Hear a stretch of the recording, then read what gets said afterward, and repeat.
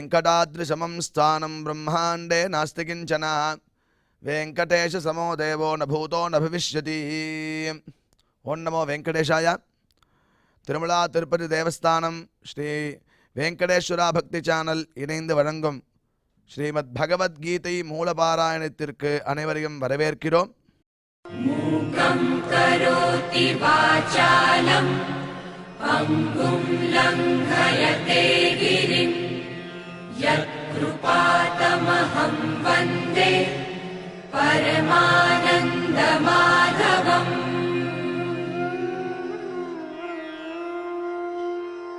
करारविन्देन पदारविन्दम् मुखारविन्दे विनिवेशयन्तम् वटस्य पत्रस्य पुटे शयानम् बालं मुकुन्दं मनसा स्मरामि.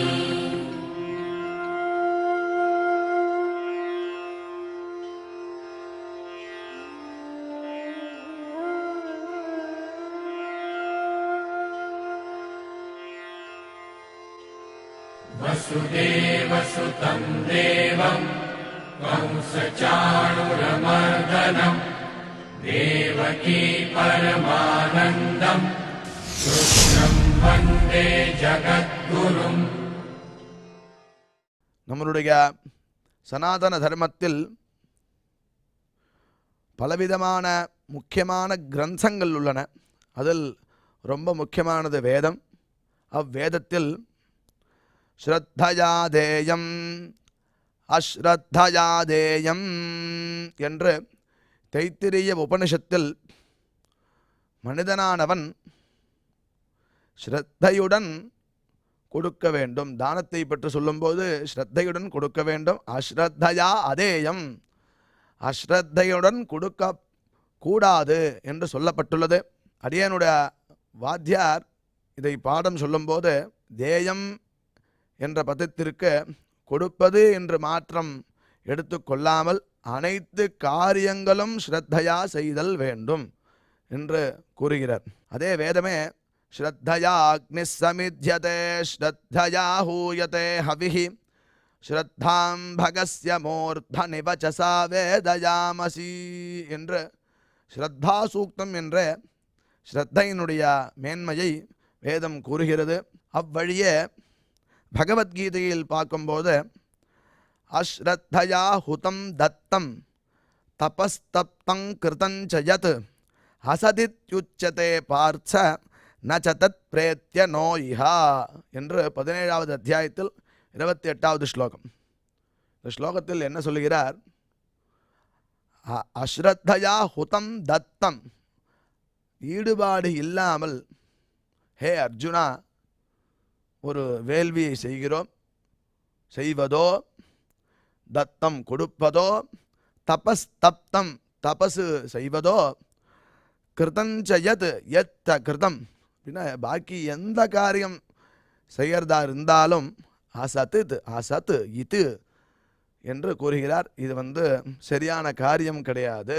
அசத்து இத்யுச்சதே பார்ச்ச, ஹே பார்ச்ச ந சதத் பிரேத்யா நோ இஹ, அந்த செயலானது இந்த லோகத்திற்கும் பிரயோஜனப்படாது, பரலோகத்துக்கும் பிரயோஜனப்படாது என்று சொல்கிறார். அப்படின்னா ஸ்ரத்தையா செய்யணும் அப்படிங்கிறது ரொம்ப முக்கியமாக இருக்கு. ரெண்டாவது, இது சாமானியனுக்கு எப்படி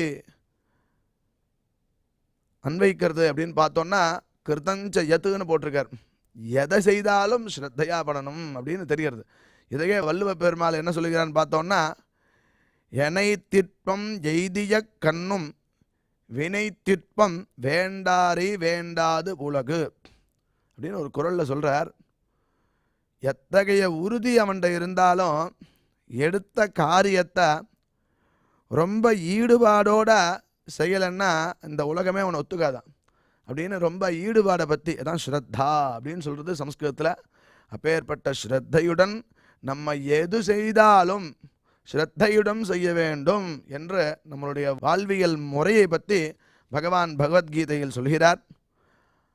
அப்பேற்பட்ட பகவத்கீதை பாராயணத்திற்கு முதலில் குரு பிரார்த்தனை மற்றும் சங்கல்பத்துடன் நிகழ்ச்சியை துவங்கலாம்.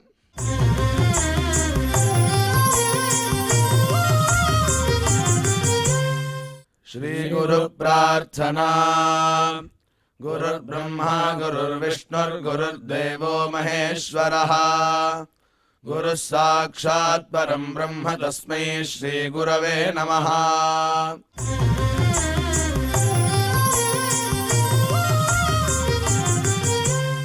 श्रीनिवास प्रार्थना नमः क्षीराब्धिनाथाय वैकुण्ठाचलवासिने मुकुन्दाय नमो नित्यम् अनन्ताय नमो नमः।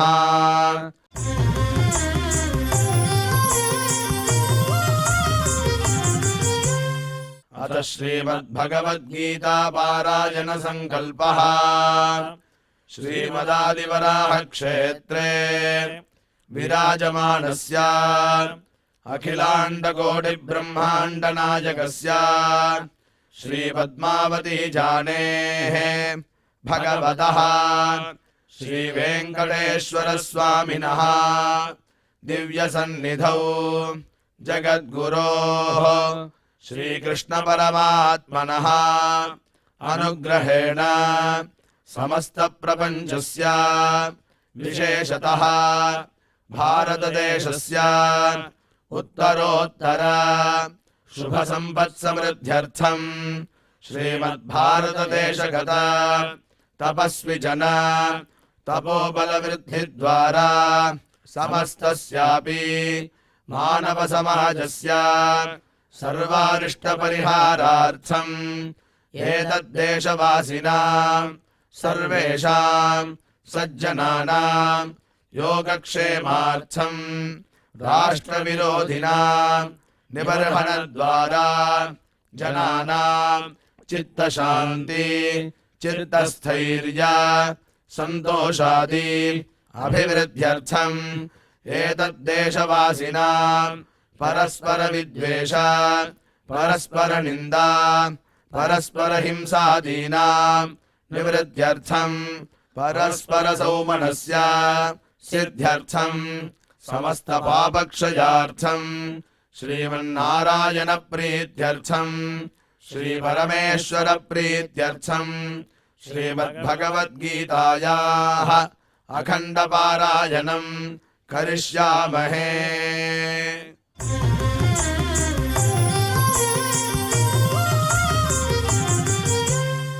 श्रीगीता प्रार्थना श्रीवत्साङ्गं महोरस्कं वनमाला विराजितम् शङ्खचक्रधरं देवं कृष्णं वन्दे जगद्गुरुम्।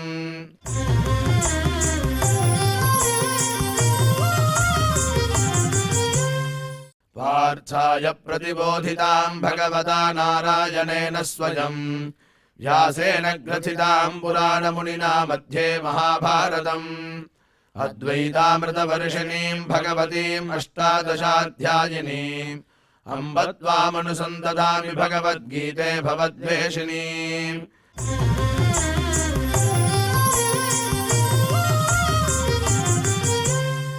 श्रीवेदव्यास प्रार्थना व्यासं वसिष्ठनर्तारं शक्तेः पौत्रमकल्मषम् पराशरात्मजं वन्दे सुखदातं तपोनिधिम्। यत्र योगेश्वरः कृष्णो यत्र पार्थो धनुर्धरः तत्र श्रीर्विजयो भूतिर्ध्रुवानीतिर्मतिर्मम।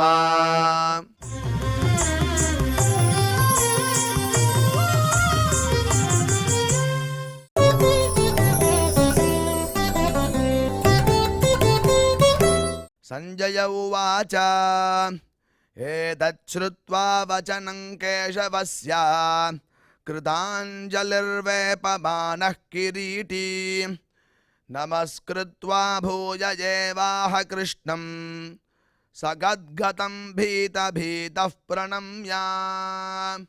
இப்பொழுது ஸ்ரீ உவே அனந்த பத்மநாபாச்சாரியார் சுவாமிகள் ஸ்லோகங்களின் அர்த்தங்களை நமக்கு விவரிப்பார். அதை மனதில் வாங்கிக் கொள்வோம்.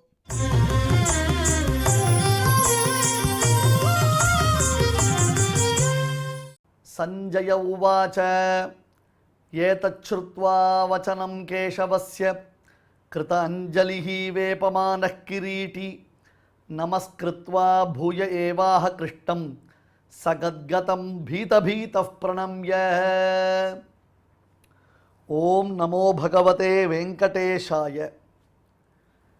இப்படி பகவான் அருளிச் செய்ததை கேட்டு அர்ஜுனன் எப்படி பெருமாளை ஸ்தோத்திரம் பண்ணினான் என்பதை இனி சஞ்சயன் விவரணம் பண்ண போகிறான்.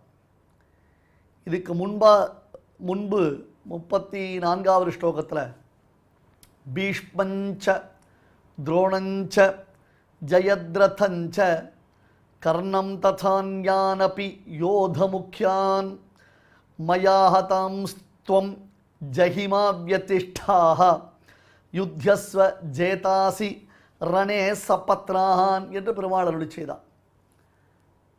அதாவது நிமித்த மாத்திரம் இரு, இவெல்லாம் முடிஞ்சாச்சு, இவெல்லாம் ஏற்கனவே முடிஞ்சு போச்சு.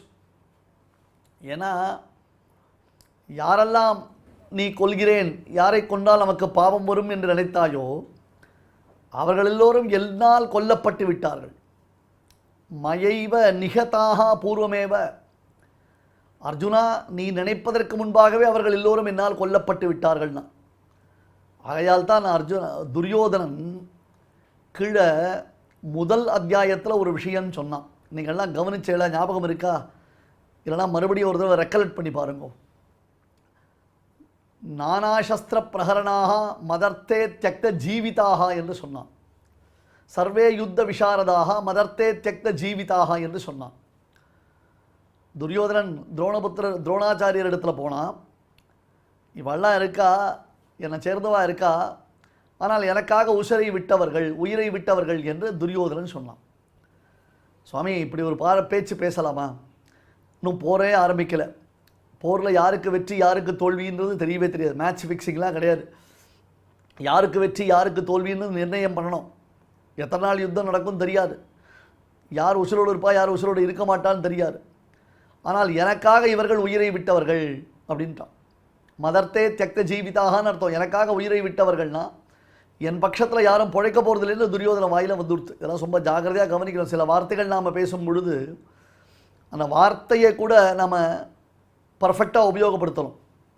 கொஞ்சம் கடுப்பில் பேசுகிறோம், எரிச்சலில் பேசுகிறோம், கோபத்தில் பேசுகிறோம், தாபத்தில் பேசுகிறோம்ன்றதாக சொல்லி நாம் பேசிடக்கூடாது.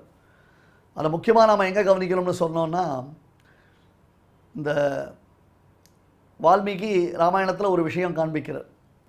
ராமனுக்கு பட்டாபிஷேகம் என்று தசரதன் தீர்மானம் பண்ணினான். சைத்திர ஸ்ரீமானயம் மாசா புண்ணிய புஷ்பிதகானனா என்று அழகான காடு தன்னை மற்றொருத்தர் அலங்கரிக்க வேண்டாதபடி தன்னைத்தானே அலங்கரித்து கொண்டது என்று வர்ணித்தார். உடனே ஒருத்தர் கேட்டார், சுவாமி, ராமனுக்கு பட்டாபிஷேகம் எங்கே நடக்க போகிறது? ராமனுக்கு பட்டாபிஷேகம் நடைபெற வேண்டிய இடமானது அயோத்தியில். அதை விட்டுட்டு இப்போ அயோத்தி அலங்கரிக்கப்பட்டது. அயோத்தி அழகாக நிறைய பலூன்லாம் கட்டி தொங்க விட்டுருந்தா, நிறைய ரிப்பன்லாம் கட்டி தொங்க விட்டுருந்தா, ஷாண்ட்லியர்லாம் போட்டுருந்தா, அது லைட்டிங்ஸ்லாம் பண்ணியிருந்தா அப்படின்னு சொன்னால் நல்லாயிருக்கும். லேசர் லைட்டிங்ஸ்லாம் பண்ணியிருந்தா அப்படின்னா நல்லாயிருக்கும். அதை விட்டுட்டு காட்டை வர்ணித்தாரே வால்மீகினார். வால்மீகி வாயில் அப்படி வந்துடுத்து. அதாவது ராமனுக்கு பட்டாபிஷேகம் நடக்க போகிறதுல ராமன் காட்டுக்கு போகிறான். காட்டை ராமனை வரவேற்பதற்காக காடு தன்னை அலங்கரித்து கொண்டு காத்து கொண்டிருந்தது அப்படின்னு குல்மெஹரட்ரிலாம் அப்படி பிளாசம்டாக இருந்துதான். தன்னை ஒருத்தர் அலங்கரிக்க வேண்டாதபடி காடு தன்னைத்தானே அலங்கரித்து கொண்டிருந்தது என்று வர்ணிக்கிறார். அது மாதிரி வாயில் சொல்லக்கூடிய வார்த்தையை நாம் ஜாக்கிரதையாக பிரயோகம் பண்ணணும். அதனால் நம்ம பரிகாசத்தில் கூட சில அஸ்ட்ரீஷம்னு அர்த்தம்னா பேச்சுக்கள் நல்ல பேச்சுக்களாக இருக்கணும், நல்ல வார்த்தைகளாக இருக்கணும். அந்த காலத்தில் பெரியோர்கள்லாம் ஒருத்தர் இடத்துல ரொம்ப கோபமாக வந்து வெய்யச்சை கூட நாசமத்து போக அப்படின்னு வெய்வான். தெரியுமா உங்களுக்கு? அந்த வார்த்தையை கூட அப்படி யூஸ் பண்ணுவான், நாசமத்து போக அப்படின்வான். இன்னொருத்தர் அப்படி சொல்லக்கூடாது. விபீஷணன் லங்கையை விடுத்து ராமன் கிட்ட கிளம்புறான். அவனுக்கு ரொம்ப மனசு வருத்தம். துவாம் துதி குலபாம்சனம்னு குலத்தை கெடுக்க வந்த கோடரி காம்பு என்று ராவணன் எவ்வளவு சொல்லக்கூடாத அவ்வளோ வார்த்தைகளை விபீஷணன் பேரில் பிரயோகம் பண்ணிட்டான். விபீஷனுக்கு மனசு கேட்கலை, கிளம்பி ராமன் கிட்ட போக போகிறான். அப்பொழுது சொல்கிறான், சுகி பவமயா வினா, சரி போச்சே, நல்ல வார்த்தையை சொல்லிட்டு போவோம்னு நான் கிளம்புறேன், நீ சௌக்கியமாக இரு, அவ்வளோதான் நான் என்ன சொல்ல முடியும் அப்படின்னு சொல்லிட்டு போயிட்டான் விபீஷணன். அதனால் எந்த சமயத்தில் நல்ல வார்த்தை பேச வேண்டும் என்று நாம் புரிந்து கொள்ள வேண்டும்.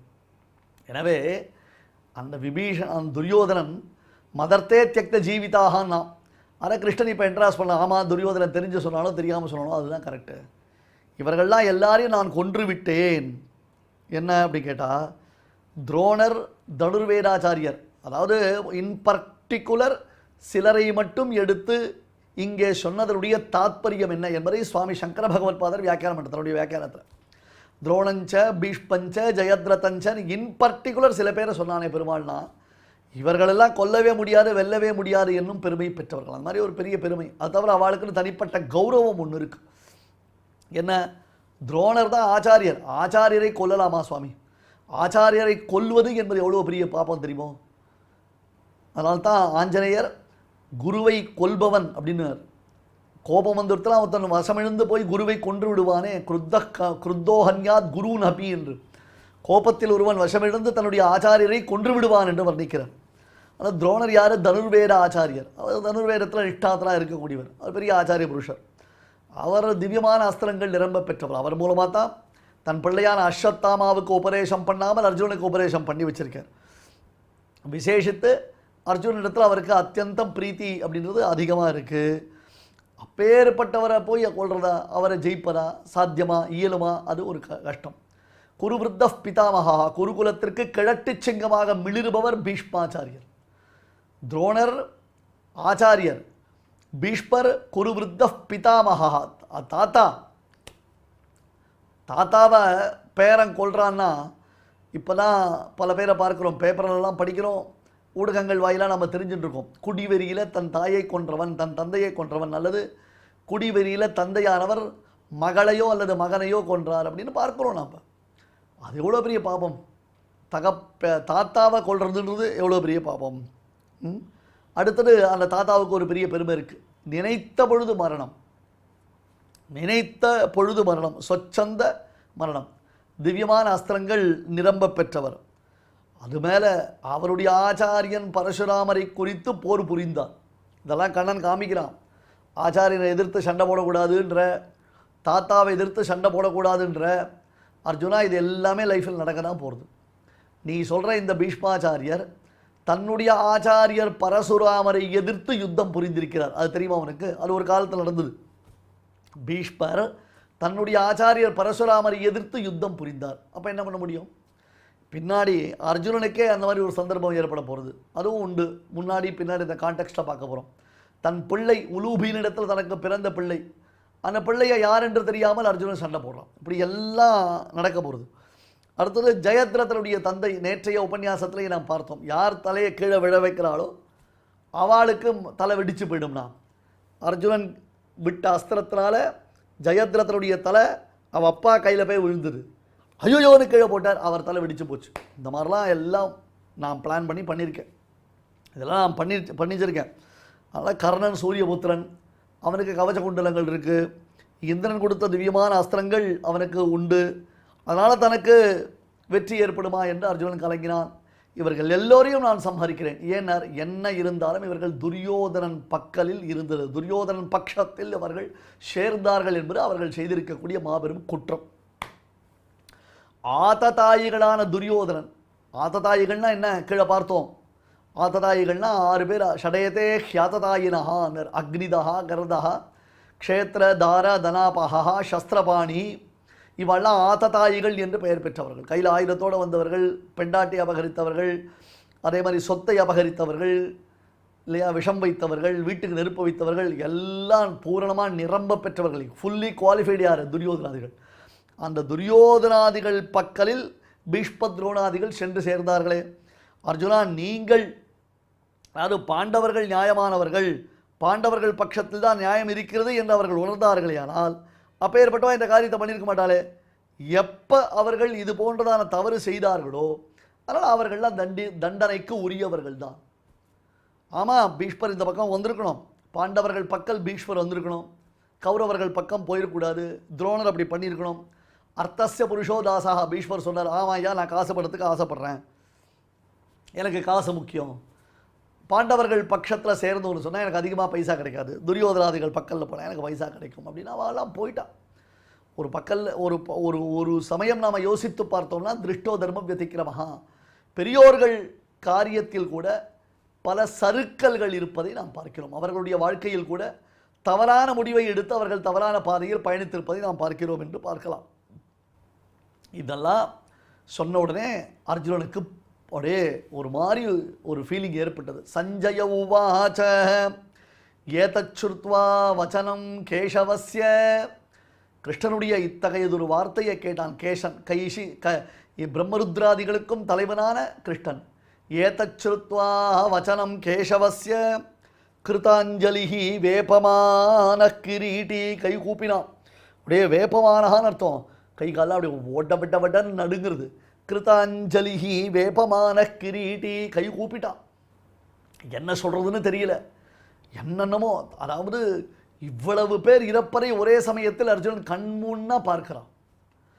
கிருஷ்ணனுடைய வாய்க்குள்ள ஆன வாயை திறந்தா எல்லாரும் உள்ளே போயிட்டு இருக்கா. அப்படியே நெருப்பு எரியறது. கடவாப்பல்ல போட்டு பஞ்ச் பண்ணுறான். எல்லாரையும் குத்தி ஸ்ட்ரா போட்டு உரிகிற மாதிரி உறிஞ்சுட்டு இருக்கான். இந்த கோரத்தை பார்த்து அர்ஜுனுக்கு உடம்பெல்லாம் நடுங்கிறது. கிருதாஞ்சலிஹி வேபமானஹா கிரீட்டி.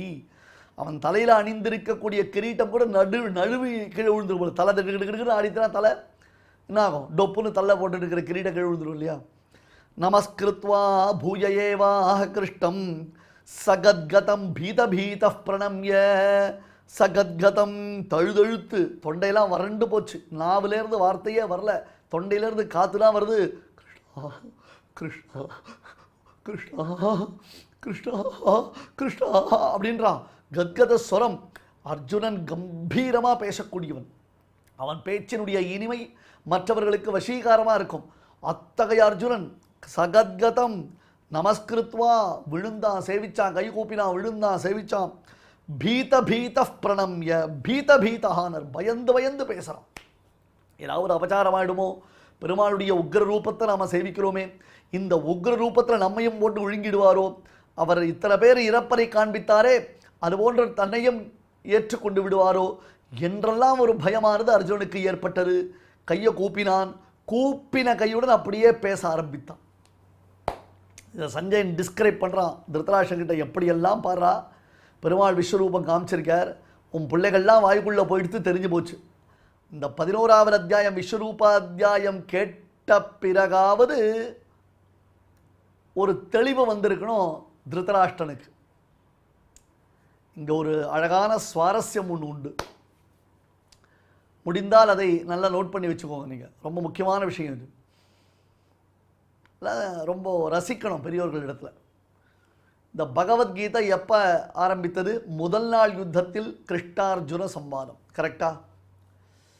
முதல் நாள் யுத்த ரங்கத்தில் போர்க்களத்தில் சத்ருக்களை பார்த்து அவர்கள் பந்துக்கள், உறவுகள், அந்த உறவுகளை நாம் கொல்லுகையாகிற பெரும் பாவத்தை செய்ய போகிறோமே என்று பயந்த அர்ஜுனனுக்கு இல்லையா, அவனுக்கு உபதேசம் பண்ணார் பெருமாள். இதை யார் பார்த்தா? சஞ்சயன் பார்த்தான். சஞ்சயன் எங்க வந்து பார்த்தான்? போர்க்களத்திற்கே வந்து பார்த்தான். பட் போர்க்களத்தில் நடக்கிற விஷயங்கள் கிருஷ்ணார்ஜுன சம்வாதம். அந்த போர்க்களத்தில் இருக்கிற பீஷ்மத்ரோணர் முதலானவர்களுக்கு தெரியவே தெரியாது. ஆனால் வியாசர் அனுகிரகத்தினாலே, ஆச்சாரிய அனுகிரகத்தினாலே சஞ்சயனுக்கு அது தெரிய ஆரம்பித்தது. 10 நாட்கள் போர் நடைபெறும் போர்க்களத்திலேயே சஞ்சயன் இருந்தான். அங்கே நடைபெறுவது அனைத்தையும் பார்த்தான். பின்னர் அங்கிருந்து கிளம்பி 10வது நாள் பீஷ்மர் விழுந்து விட்டார், இனி இந்த போரில் பெரியதாக ஒன்றுமில்லை என்று உணர்ந்தவுடன் சஞ்சயன் நேராக திருதராஷ்டிரனை பார்க்க வருகிறான். 11வது நாள் சஞ்சயன் திருதராஷ்டிரனுக்கு கீதையை சொல்ல ஆரம்பிக்கிறான். அந்த 11வது நாள் பீஷ்மர் விழுந்து முதல் நாள், அதான் 11 ஆரம்பம். இதுக்கப்புறம் துரோணர், அதுக்கப்புறம் கர்ணன், அதுக்கப்புறம் ஜெயத்ரதன். வரிசையாக பாருங்க, இந்த சீக்வன்ஸே பாருங்க. இந்த சீக்வன்ஸே வரப்போகிறது கம்ப்ளீட்டாக. இவெல்லாம் அடுத்தடுத்து சேனாபத்தியத்தில் இருக்க போகிறான். இவர்கள் எல்லோரும் இறக்கிறார்கள் அப்படின்னு ஒன்று இதில் பாருங்க. பீஷ்ம துரோணாதிகளையே சொல்லியாச்சு. துரோணஞ்ச பீஷ்மஞ்ச ஜெயத்ரதஞ்ச ஆச்சாரியர்ன்றதால முதல்ல துரோணர் வந்தார், அவ்வளோதான். இவர்களே போகிறான்னா இவர்களாலே ரட்சிக்கப்படும் துரியோதனனுடைய நிலை என்ன? அவள்லாம் என்னை காப்பாற்றிடுவா, என்னை காப்பாற்றிடுவான்னு துரியோதனன் நினச்சிட்டு இருக்கானா? இல்லை திருதராஷ்டிரன் நினச்சிட்டு இருக்கானா? அட்லீஸ்ட் இந்த 11வது அத்தியாயமான விஸ்வரூபா அத்தியாயத்தை 11வது நாள் கேட்டு இனி பீஷ்மர் விழுந்த பிறகு இந்த போரில் தன் பட்சத்தில் மமகாஃப் பாண்டவாச்சைவ என்று கேட்ட கேள்வியின் பிரகாரம் தன் பட்சத்தில் தனக்காக உசுருடன் இருப்பவர்கள் யாரும் இல்லை, இருக்கப் போவது இல்லை என்பதை உணர்ந்தாவது திருதராஷ்டிரன் போரை நிறுத்தி இருக்கலாம். ஆனால் விதி வலியது. இவ்வளவு உயர்ந்த விஷயத்தை கேட்டும் திருதராஷ்டிரனுடைய அகக்கண் திறந்து கொள்ளவில்லை. அவனுடைய அறியாமை என்னும் இருள் அகலவில்லை. சில பேருக்கு கஷ்டப்பட்டு நாம் கவுன்சிலிங் கொடுப்போம். அவ மனதில் ஒரு மாற்றம் உண்டாக வேண்டும் என்னும் ஆசையில் நாம் அவர்களுக்கு பல தத்துவங்களை உணர்த்துவோம். அவர்கள் வாழ்க்கைக்கு தேவையான பல உபதேசங்களை செய்வோம். ஆனால் இவை அனைத்தையும் கேட்டுக்கொண்டு கடைசியில் அவர்கள் என்ன பண்ணுவா, அவர்கள் என்ன டிசைட் பண்ணியிருக்காளோ அதுதான் பண்ணுவோம். இப்போ இவ்வளோ தூரம் உபதேசம் பண்ணினோமே, எல்லாம் வேஸ்ட்டாக போச்சுன்னார். அப்படி தான் வேஸ்ட்டாக போகும். இதே நிலைமை தான் திருதராஷ்டிரனுக்கு சஞ்சயன் உபதேசித்த பொழுது கடைசியில் 18வது அத்தியாயம் கேட்டு எத்திர யோகேஸ்வர கிருஷ்ணா, கன்க்ளூஷனும் ரொம்ப அழகான கன்க்ளூஷன். எத்திர பார்த்தோ தனுர்தரஹா தத்ர ஸ்ரீ விஜயோ பூதிர் துருவா நீதிர் மதிர்மமன். அந்த இடத்துலையும் இவன் கோட்டை விட்டான். யார்? திருதராஷ்டிரன். எனவே தான் சுவாமி ராமானுஜர் சாதிப்பார், சர்வாத்மனா அந்தாஹா, ஆல்வேஸ் பிளைண்ட் அப்படின்னு. ஆல்வேஸ் பிளைண்டுன்னு அர்த்தம். சர்வாத்மனா ஆல்வேஸ் பிளைண்ட். அவனை ஒன்றுமே பண்ண முடியாது நம்மளால் அப்படின்னு. அவனை ஒன்றுமே பண்ண முடியாது என்று. ஏதச்ருத்வா வச்சனம் கேசவஸ்ய கிருதாஞ்சலிஹி வேபமான கிரீட்டி. பகவானுடைய வார்த்தையை கேட்டு தன் வசமிடந்தவனான அர்ஜுனன் அவனை முதலில் சேவித்தான். மறுபடியும் சேவித்து பேச ஆரம்பிக்கிறான். முதல்ல பயந்து போய் சேவித்து, அடுத்தது தான் பேச ஆரம்பிப்பதற்கு முன்பாக மறுபடியும் பெருமாளிடத்தில் சேவிக்கிறான். இதில் ரொம்ப முக்கியமாக சுவாமி ராமானுஜர் காண்பிக்கிற ஆஸ்ரிதவாத்சல்யைக ஜலதே. தன்னை வந்து அடைந்தவர்கள், தன்னிடத்தில் சரணாகதி செய்தவர்கள், அவர்கள் விஷயத்தில் பெருமாளுக்கு இருக்கக்கூடிய கருணையே அலாதியானது. அர்ஜுனன் விரும்பிய மாத்திரத்தில் அவனுக்கு தன்னுடைய திவ்ய மங்கள விக்கிரகத்தை காட்டியது போல தன்னுடைய அபிப்பிராயத்தையும் விளக்கினான்.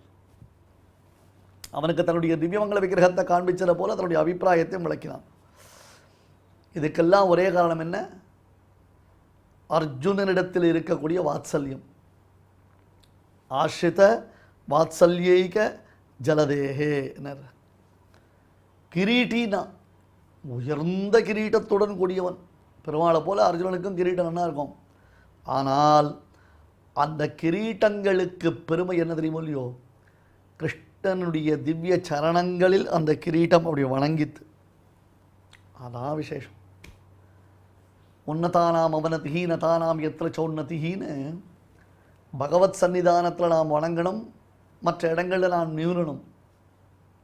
பகவத் சன்னிதானத்தில் வணங்கினோம்னா மற்ற இடங்களில் நாம் நிமிர்ந்து இருக்கலாம்.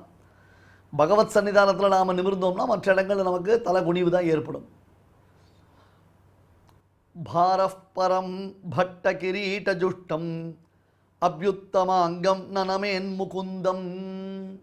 இது ஒரு பிரமாண வாக்கியம். எந்த தலை வணங்காமுடியாக கிருஷ்ணனின் திவ்ய சரணங்களை வணங்காமல் இருக்கிறதோ, கிருஷ்ணனுடைய திவ்ய பாத பங்கஜங்களை எந்த தலை வணங்காமல் இருக்கிறதோ, அந்த தலையில் பெரிய கிரீட்டம் அணிந்திருந்தால் கூட அது அவனுக்கு பாரத்தைத்தான் பாரத்தைத்தான் உண்டாக்கும். பாரம், வெறும் பாரம். அந்த தலையானது அவனுக்கு பெரும் பாரத்தை, பலுவை உண்டாக்கும் அப்படின்னு சொன்னோம். பீதா இதுவரையிலும் தான் செய்திருக்கக்கூடிய குற்றங்களை பார்த்து அர்ஜுனன் அத்யுத்கிருஷ்டமாக பயந்தான், அதிகமாக பயந்தான். ஐயோ, நாம் தப்பு பண்ணிட்டோமே, பெருமாள் என்ன பண்ண போகிறாரோ, எப்படி சிக்ஷை கொடுக்க போகிறாரோ, இதை தாங்கிற சக்தி சாமர்த்தியம் நம்மக்கிட்ட கிடையாதே, நாம் ஏதோ கேட்க போய் எப்படியோ சேவையாகிறதே, இந்த வாய்க்குள்ள பீஷ்ம துரோணாதிகள் போகிறார்களே, துரியோதனாதிகள் பார்க்கிறோமே, அவர்கள் அனைவரும் செத்து மடிகிறார்களே, ஆனால் பாண்டவர்கள் போகிறார்கள், பாண்டவர்கள் சைன்யத்தைச் சேர்ந்தவர்கள் போகிறார்கள், ஆனால் இன்னவர்கள் என்று தெரியவில்லையே. அப்போ அந்த கும்பலில் பாண்டவர்களாகிற நாங்கள் எல்லோரும் இருக்கிறோமா? அல்லது பெருமாள் தங்களையும் இப்படித்தான் சம்ஹரிக்கப் போகிறானோ? தான் இவர்களை எதிர்த்து யுத்தம் செய்ய மாட்டேன் என்று சொன்னதை பெருமாள் மிக அதிகமானதொரு கோபத்துடன் வெளிப்படுத்துகிறான். அர்ஜுனன் செய்ய மாட்டேன் என்று மறுத்தான் என்பதினாலே கிருஷ்ணனுக்கு கோபம் அதிகமாகிவிட்டதா என்றெல்லாம் அர்ஜுனன் பயப்படுகிறான். என்றெல்லாம் அர்ஜுனனுக்கு பெரும் பீதம், ஒரு பீதா என்று அந்த பயமானது உண்டாகிறது. சகத்கதம்னர் குரல் தழுதழுத்து போயிடுத்து. பயத்தில் என்ன சோக்கிங் வாய்ஸ்ன்றோம் இல்லையா, அப்படியே ஒரு மாதிரி குரல் தழுதழுத்து போயிடுத்து, உடம்பெல்லாம் நடுங்கிறது, கை கூப்புறான், என்ன பேச வந்தோன்னு தெரியல, பேச வந்ததை மறுபடியும் பேச முடியல, ஒரு விதமான பிரமம் அவனுக்கு ஏற்பட்டு விட்டது, மயக்கம் வருது. எத்தனையோ மகான்கள் பெருமாளை ஸ்தோத்திரம் பண்ணுவாளே, நாம் இப்பொழுது ஸ்தோத்திரம் பண்ணணுமே, இந்த ஸ்தோத்திரத்தினால அவனுடைய சௌமியத்துவம் பிரகாசிக்குமா அல்லது அவனுடைய கோபம் அதிகமாக அபிவிருத்தி ஆகுமா, வளருமா என்று அர்ஜுனனுக்கு பயம் வந்துடுச்சு. இதெல்லாம் ஒரு மாதம் வரும், கட்டாயம் வரத்துக்கு வாய்ப்புகள் இருக்குது. ஏன்னா இப்பொழுது அர்ஜுனன் பார்க்கும் அந்த பயங்கரமான ரூபம் என்பது மேன்மேலும் அர்ஜுனனுக்கு பயத்தை வளர்க்கிறது, அபிவிருத்தி செய்கிறது. அதான் ப்ராப்ளம். அங்கே புரியுறதா? அதுதான் ப்ராப்ளம்.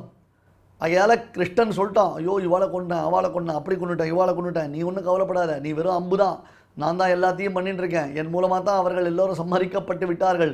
அர்ஜுனா சவ்யசாச்சின் 2 கைகளினாலேயும் பானப்பிரயோகம் செய்யும் வல்லமை பெற்றவனே, நீ வெறும் பெயரை பெறுவாயாக, வேற எதுவுமே உனக்கு பிரயோஜனம் இல்லை.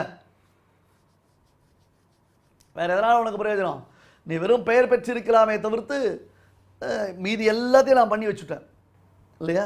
புதுசாக மாட்டு பண்ணுவாரா, அந்த மாட்டு பண்ணுக்கு தலிகை பண்ணவே தெரியாது. மாமியார் அங்கேருந்து இன்றைக்கி இதெல்லாம் தலிகை பண்ணி வை, நான் கோவிலுக்கு போயிட்டு வரேன் அப்படின்னு சொல்லிட்டு கிளம்பிடுறான். அவள் ஒன்றும் புரியல அவளுக்கு. உடனே ஆத்துக்கார்கிட்ட சொல்கிறான், எனக்கு தலிகையே பண்ண தெரியாது, இந்த மாதிரி என்ன உங்கள் அம்மா பண்ண சொல்லிட்டா, கோவிலுக்கு போயிட்டு வரேன்னு இருக்கா, இந்த மாதிரி ஐட்டம்ஸ்லாம் ஆர்டர் பண்ணி வச்சுட்டாவோ, அதை பண்ண சொன்னால் நான் என்ன பண்ணுறதுன்னு. அவன் சொன்னால் எனக்கு தலிகை பண்ண தெரியும், நன்னா தலிகை பண்ண தெரியும். அவன் அம்மா அந்த பையனுக்கு சொல்லி கொடுத்துருக்கான், பின்னாடி இப்படி தான் ஆகும் நடக்கலாம் போல இருக்குது. ஆனால் எனக்கு தலிகை பண்ண தெரியும், நான் சமையல் பண்ணுறேன், என்னென்ன சொல்லியிருக்கான்னாரு. இந்த மாதிரி இந்த குழம்பு பண்ணு, இந்த சாத்துந்து பண்ணு, இந்த கறி அமுது பண்ணு. அதாவது குழம்புன்னு அர்த்தம் சாம்பார் அர்த்தம், சாத்துந்துன்னா ரசம்னு அர்த்தம். இதெல்லாம் நல்ல வார்த்தை, அதை யூஸ் பண்ணிக்கோங்களேன், தப்புன்னா இருக்குது. அப்புறம் கறி அமுது அப்படி கேட்டால் வெஜிடபிள்ஸ், அதாவது கரமதுன்னு சொல்லுவோம் நம்ம இல்லையா, அது மாதிரி தொட்டுக்க வச்சுக்கிறதுக்கு. அப்புறம் பச்சடி பண்ணுன்னு சொல்லியிருக்காங்க. அவன் அழகாக சொன்னான், வா இங்கே வா இதை பார் அப்படின்ட்டு கடைன்னு எல்லாம் பண்ணினான்.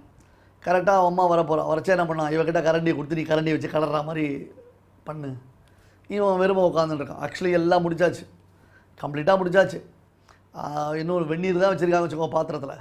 அடுப்பங்கரையில் ஏதாவது வேலை செய்கிற மாதிரி அவன் மாமியார்கிட்ட அந்த பொண்ணு காமிக்கிற மூலியம், ஏதோ தான் பண்ணிட்டு இருக்கேன் அடுப்பங்கரையில், இவ்வளோ கஷ்டப்பட்டு தான் தான் எல்லாத்தையும் பண்ணினேன்னு அவன் மாமியார்கிட்ட காமிக்கணும். பண்ணி கொடுத்தது யார்? மொத்தம் ஆத்துக்கார் பண்ணி கொடுத்தார், ஹஸ்பண்ட் தான் பண்ணி கொடுத்தார். அவன் தான் ஃபுல்லாக சமையல் எல்லாத்தையும் ரெடி பண்ணி வச்சிட்டான்.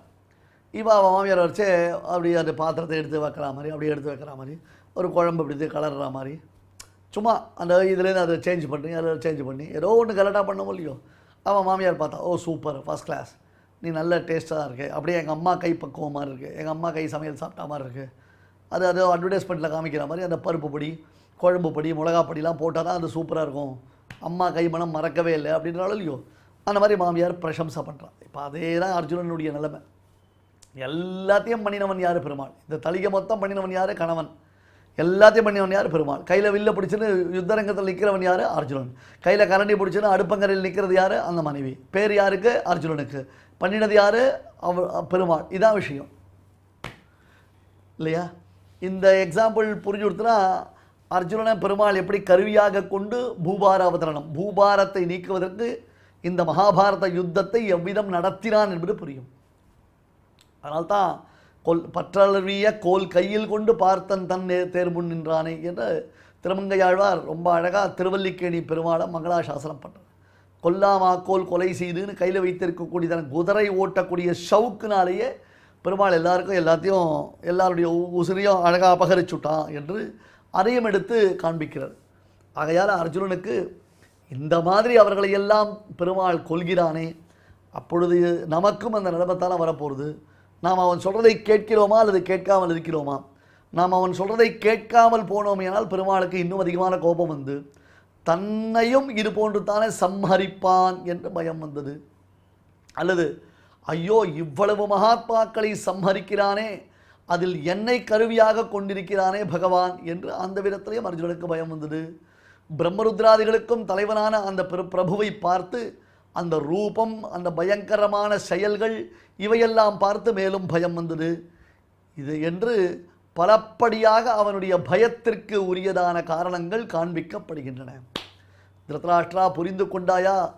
திருதராஷ்டிரா பார்க்கிறாயா?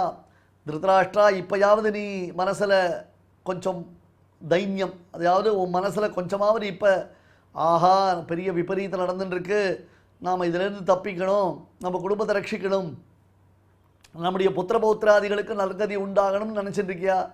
இல்லை யார் எக்கேடு கெட்டா என்ன, எப்படி போனானே, என்ன ஆனான்னா நமக்கு என்ன வந்தது அப்படின்ற மாதிரி நினச்சிட்டு இருக்கியா? இப்பொழுதும் திருதராஷ்டிரா உனக்கு உன்னுடையதான பட்சம், அதாவது உன்னை சேர்ந்தவர்கள் பிழைப்பதற்கு வழியில்லை என்பதை நன்கு உணர்ந்திருக்கிறாயா இல்லையா என்று பகவான் கேட்கிறான். சஞ்சயன் கேட்கிறான் திருதராஷ்டிரனை. ஆகையால் அதை சொல்கிறான்.